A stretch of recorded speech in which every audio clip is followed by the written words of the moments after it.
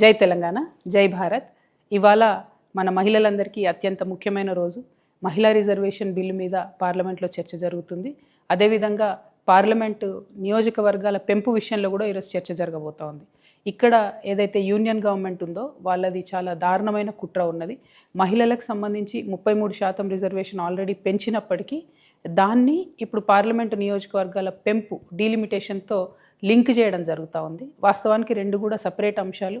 వాటిని రెండింటినీ కలిపి మహిళల భుజం మీద తుపాకీ పెట్టి ఈ డీలిమిటేషన్ అనేటటువంటి అంశాన్ని కాల్చాలనే ప్రయత్నం కేంద్ర ప్రభుత్వం చేస్తుంది. అయితే కేంద్రం ఇప్పుడు ఏం చెప్తుందంటే అన్ని రాష్ట్రాల్లో కూడా 50% బ్లాంకెట్గా పెంచుతాము, దానివల్ల మీకు నష్టం జరగదని చెప్తుంది.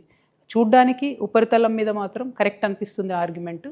కానీ రేపు పొద్దున తెలంగాణలో పెరిగిన సీట్లతోని ఏ బీహార్లోనో ఉత్తరప్రదేశ్లోనో రాజస్థాన్లో పెరిగిన సీట్లతో కంపేర్ చేసుకున్నప్పుడు మన పాత్ర అనేటటువంటిది రాజకీయంగా చాలా తగ్గుతుంది పార్లమెంట్లో.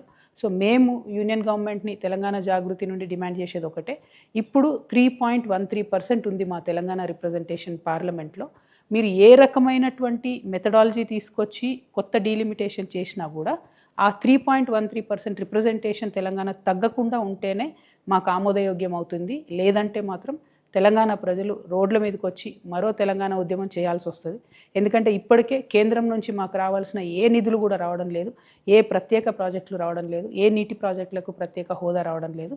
కాబట్టి పార్లమెంట్లో మన పాత్ర ఉండడం చాలా ముఖ్యం. 3.13% కన్నా మన సీట్లు తగ్గితే ఈ మాత్రం కూడా మనకు రోల్ ఉండదు. ఇంకొక విషయం, కేంద్ర ప్రభుత్వం దుర్మార్గంగా మహిళా బిల్లును డీలిమిటేషన్కి లింక్ చేస్తుంది. కానీ మహిళా బిల్లు డీలిమిటేషన్ కాదు, మహిళా బిల్లు బీసీ బిల్లును లింక్ చేయాలి. మహిళా కోటాలో బీసీ ఆడబిడ్డలకు కోటా ఉండే విధంగా కేంద్ర ప్రభుత్వం ప్రయత్నం చేయాలని చెప్పి నేను డిమాండ్ చేస్తూ ఉన్నాను. Thank you. జై తెలంగాణ, జై భారత్.